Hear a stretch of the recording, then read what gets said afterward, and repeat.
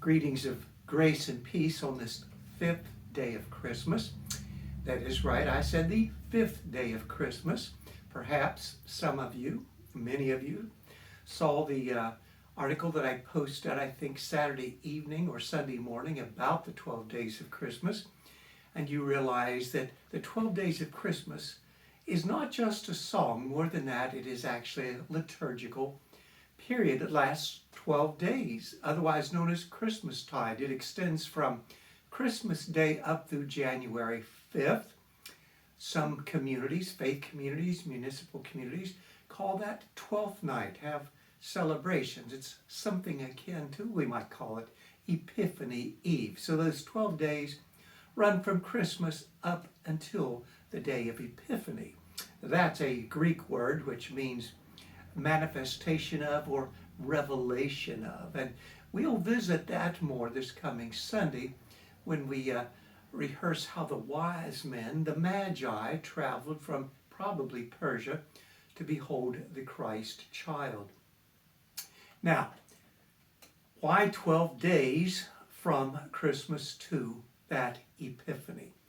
Well, that's a good question, and one for which I don't have the best answer, but I'm going to give it my best shot. Originally, Christmas, the Epiphany, or that is the revelation of the Messiah to the Gentiles, represented by the Magi, originally Christmas, Epiphany, and the baptism of the Lord, which we will celebrate a week from this Sunday, originally they were all celebrated on the same day.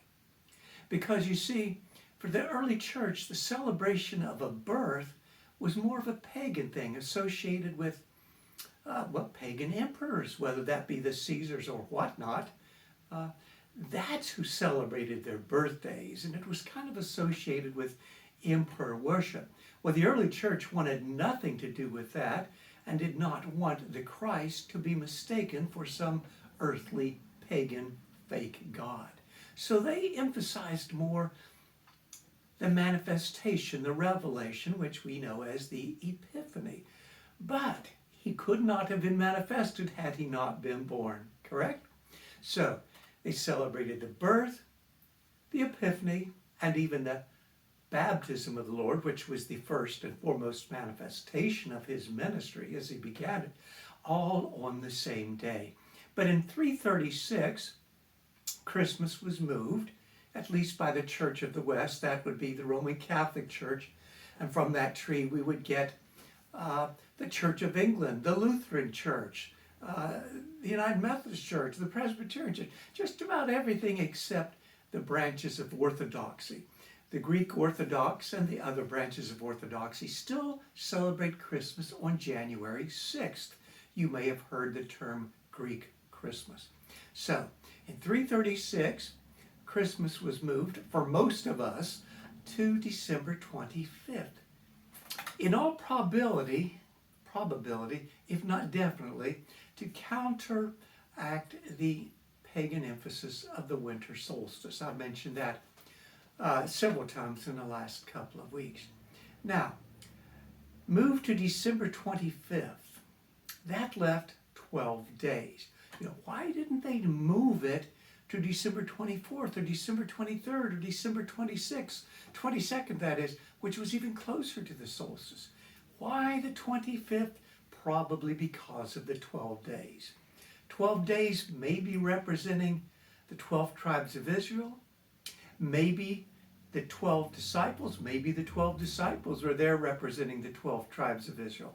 But 12 days to celebrate the birth of Christ, which we had taken 4 weeks of Advent to prepare. So there you are, 12 days of Christmas. And by the way, you ask, well, why celebrate the Magi's arrival later? For a couple of reasons that I may go into on Sunday, like, for example, when the Magi arrived, they didn't find the infant in a manger. If you read Matthew, they found a child in a house. And when Herod greets the Magi and learns of what time the star had appeared, he decided that every child 2 years or younger should be slain. So we have that time of waiting for the arrival of the Magi. But as we do that, I want to share with you a couple of verses that I would have read last Sunday had I not taken the day off. There was a man in Jerusalem whose name was Simeon. This man was righteous and devout, looking forward to the consolation of Israel, and the Holy Spirit rested on him. It had been revealed to him by the Holy Spirit that he would not see death before he had seen the Lord's Messiah. Guided by the Spirit, Simeon came into the temple, and when the parents brought in the child Jesus to do for him what was customary under the law, Simeon took him in his arms and praised God, saying, Master, now you are dismissing your servant in peace, according to your word. For my eyes have seen your salvation, which you have prepared in the presence of all peoples, a light for the revelation to the Gentiles, and for your glory to your people Israel.